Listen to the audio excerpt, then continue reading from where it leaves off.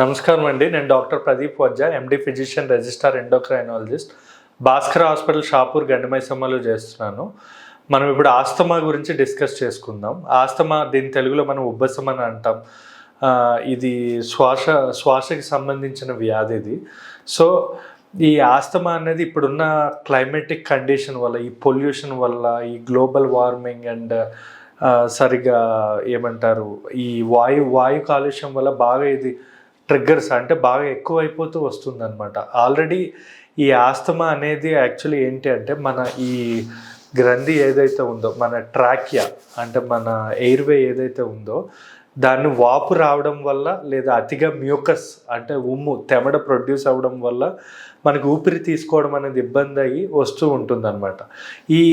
ఈ ఆస్తమా ఏదైతే ఉందో ఇది రెండు రకాలు ఉంటుంది. ఒకటి ఎటోపిక్ ఆస్తమా, ఒకటి non atopic asthma. Atopic asthma అంటే మనకి బయట లైక్ ఎక్స్ట్రెన్సిక్ ఫ్యాక్టర్స్, బయట పొల్యూషన్ వల్ల కానీ లేదా పోలన్ గ్రెయిన్స్ అంటే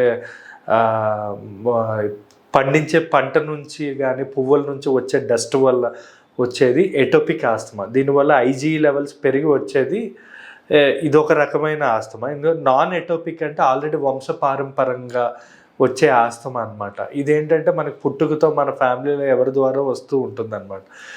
దీనిలో ఏమవుతుందంటే ఆల్రెడీ మన రక్తంలో ఐజీ అనేది పెరిగి ఉంటుంది. సో దానివల్ల అంటే ఎలర్జీ కణాలు అనేవి ఎక్కువ ఉంటాయి మన బాడీలో. దానివల్ల మనకి తొందరగా ఆస్తమా అనేది వచ్చే అవకాశాలు ఉంటాయి అన్నమాట.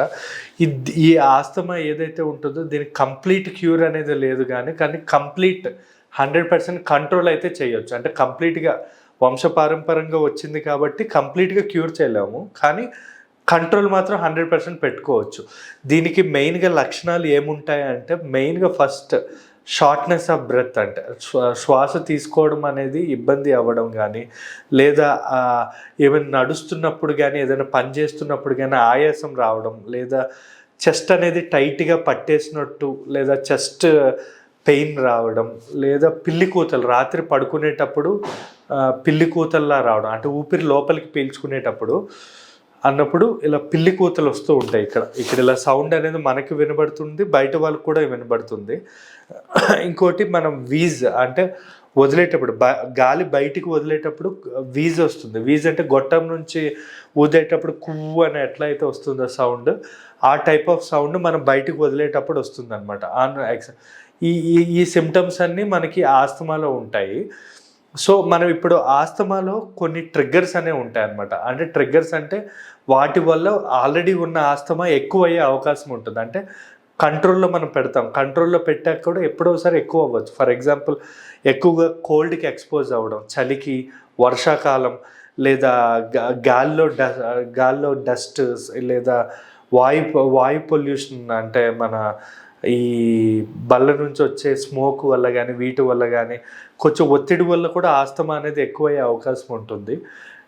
ఇదే కాకుండా మన గ్యాస్ ప్రాబ్లం ఉన్న వాళ్ళలో లైక్ కడుపులో యాసిడ్స్ వల్ల కూడా మనకి ఆస్తమా అనేది ఎక్కువ అవుతుంది. ఇవన్నీ కూడా triggers.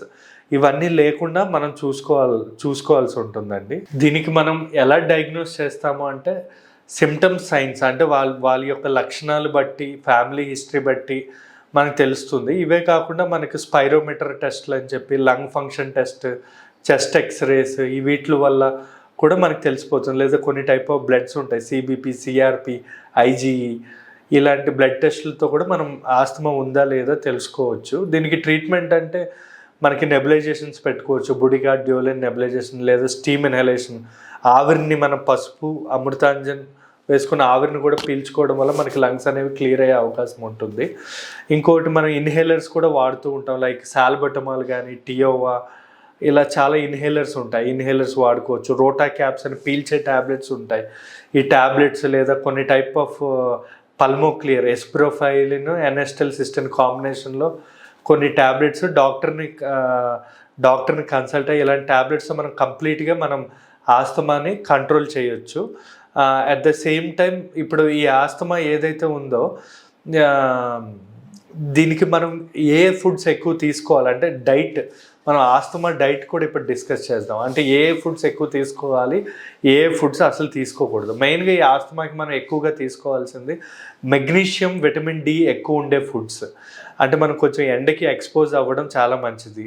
And also at the same time magnesium ఎక్కువ ఉండే ఫుడ్స్ అంటే పాలకూర లేదా రెడ్ క్యాప్సికమ్లో మెగ్నీషియం ఎక్కువ ఉంటుంది, విటమిన్ సి కూడా ఎక్కువ ఉంటుంది.